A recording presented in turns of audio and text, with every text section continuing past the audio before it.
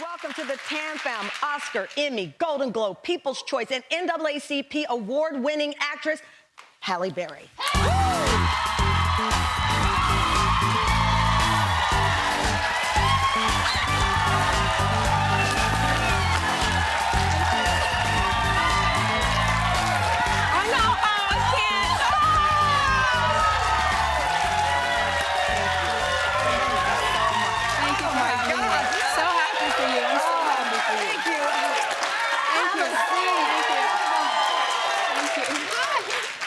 Listen, I don't need to host another show the rest of my life.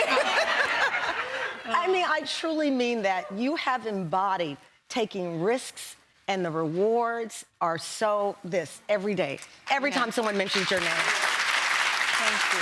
Thank you very much. I gotta say, though, congratulations on Bruised. First of all, it is brilliant. Oh. Brilliant from top to bottom. Netflix paid a record $20 million to secure this. No pressure, right? No pressure. No pressure. When you saw the headlines that it broke records before we even saw the film, what did you think? Yeah, you remind yourself that, you know, you don't win big if you don't risk big, you know? And this was a very small indie movie, a very low budget for a movie like this. And I had such a huge responsibility playing the role, and then my directorial debut. So it was a risk all the way around. And many days I didn't even know if I would have enough money to finish it. That's how the indie world is. Oh yeah, oh yeah. And I can't say that people really believed in it in the beginning, because it's a new story. It's a story of it's an old genre, but it's a new story with a Black woman being helmed by a Black woman. And you know, that's not always a sure bet to many people today. Even if it's Halle Berry behind you? Even if it's Halle Berry. I'm still a Black woman before I'm Halle Berry. And I get reminded of that over and over and over. So I have to always keep pushing and keep proving and keep trying to break new ground and show that we are worthy. And as Black women, it's time for us to take our rightful place. And we have to fight for that. We have to fight for that. You know, originally, you were going to star in the movie, and in the search for a director, the quote was, you said, "I couldn't find a director who saw the story like I saw it. I finally realized that at this point in my life, I was ready." Yeah. It feels like you've always been ready. I don't know if I've always been ready, because it's, you know, what I learned from this experience, I had to be so ready to lead fearlessly. Even when I didn't know where I was going, I had to, we've all heard that phrase, fake it till you make it. There's a fair amount of that involved, you know? But you lead with your heart, you lead with your passion, you have to be tenacious and dog it and be relentless in what you're trying to do. And you trust your instinct. I trusted 30 years of being in the business, being on movie sets, behind the cameras. I trusted everything I learned from every wonderful director and not so wonderful director I worked with. You know, you learn in those experiences too. So I had to trust and bet on myself and believe that when the time came, I would know what to do, or I would be smart enough to hire people around me to help me know what to do. Well, that's a part of the genius, who you surround yourself with, and the cast is phenomenal here. I want to go back to how you weigh risks and rewards. When you're in the room and you're looking at a project like this, are you afraid of the failure? Are you afraid of the critics who say, oh, okay, that wasn't, how do you weigh it? Oh, yeah. I think people would be lying if they said, I don't care what people think. Yeah. I mean, that's just not true. Yeah. I say that all the time. You do care. Now, does it guide you? That's the difference. And does it stifle you? Yeah. And do you get stuck in that fear? Or do you say, yeah, I'm very afraid, but you know what? I'm more afraid of not even trying, because if I don't try, I surely can't accomplish it. Yeah. And that's really scary. That's really scary, because that's a first-class ticket to nowhere. And I'm trying to go somewhere. You're going somewhere. You know what? You might have an Oscar-winning career. You never know if you take the risk. How do you explain what you had to put in? I remember first seeing a clip of you training in boxing, and I was like, oh, she's got to do something good here. I never could have imagined it was an MMA style, which is the most brutal, I think, style of combat these days. I think it is probably the most brutal, but it's also it's the most complicated too. Yeah, there's it's very poetic. Yeah, and there's so many disciplines at play. Unlike English boxing, you've got boxing. With MMA, you've got boxing, Muay Thai, Jiu-Jitsu, Taekwondo, wrestling, judo. all of these disciplines are at play. So when two people are fighting, there's so many disciplines that somebody can pull out on you that you have to be prepared for. And you have to be, like most fighters have one discipline they're better in. I'm better naturally at jiu-jitsu. My opponent in the movie, Valentina Shevchenko, is the current UFC flyweight champion. And she's phenomenal. She's phenomenal. I mean, and she's a real, like she's the real killer. And she's a stand-up striker. So, you know, either one of us could catch each other with our specialty, and it can change the course of the fight. Because you can't be equally good, well, most people aren't at 8 all disciplines. of those things, right. But you have to know them all. And of course, most people master 1 or 2. So How I had often to were learn you all training? Of them. I trained for about 2.5 years, probably 4 to 5, sometimes 6 hours a day.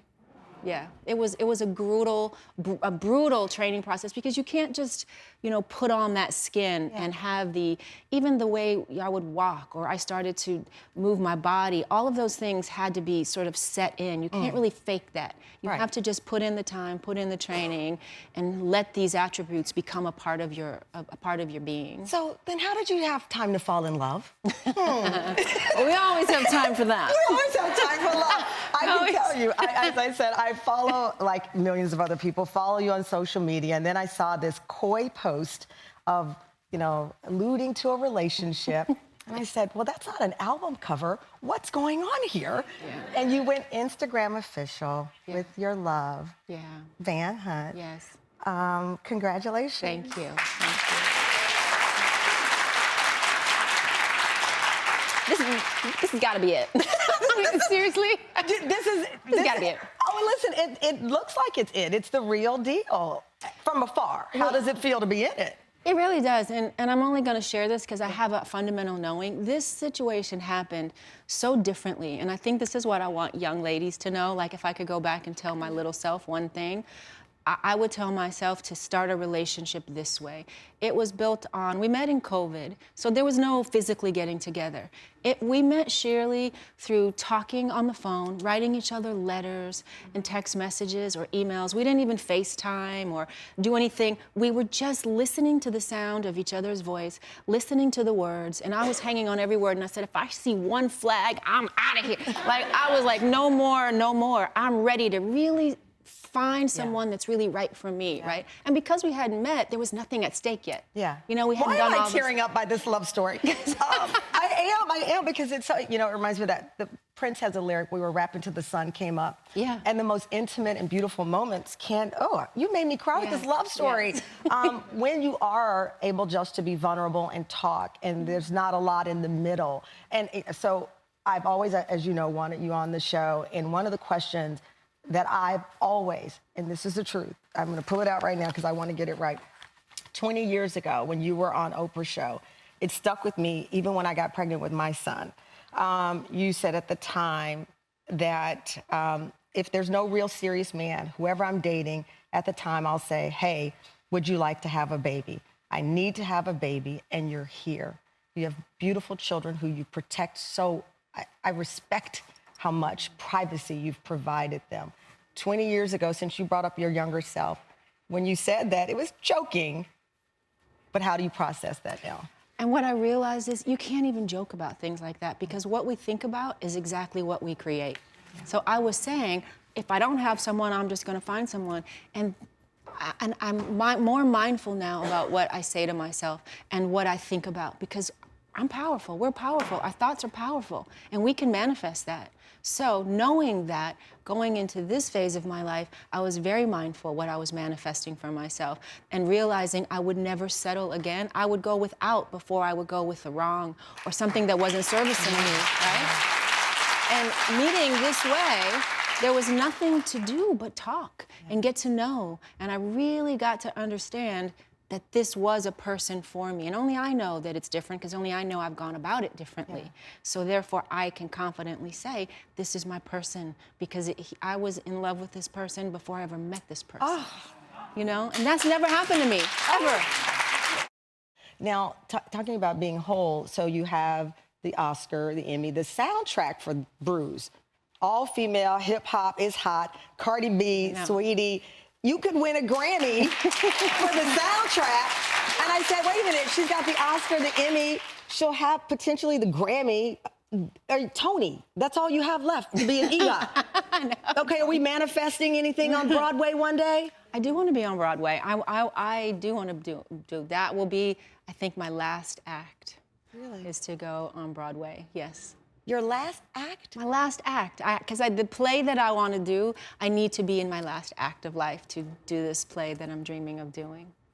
And that play is? I'm not going to tell you. I knew you were going to say that. But my last act, that's what I want to do. So you've already planned this version out, which is, again, such an amazing part of your journey. I remember even the Dorothy Dandridge story. Throughout your career, you have focused in on these remarkable things and made them real.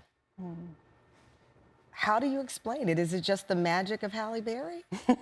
No, it's nothing magical about it. It's, as a woman of color, there was never a way. It's always been about making a way out of no way and daring to have a dream and aspiring to do something and then just methodically, in some ways, planning out a way to do that.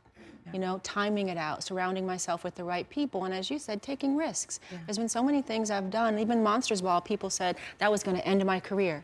It was all this nudity. The subject was, very racy. It was racially charged, and that time in the country, people thought that would be a terrible thing for me to do. You're just getting started. Why go do something like that? And I said, because I have to. I love this character, and if I end my career, it's on my own volition. Fine, then I end it on my terms. Then it's over. But it's about having clarity in those moments and doing it in spite of what everybody else says. I love that. Well, the other risk that you took in Hollywood was, of course, the legendary short haircut that spawned 1,000 other haircuts like it. I have been told we look alike for so many years. Like, do you know who your twin is? I'm like, I always know what's going to come out of their mouth.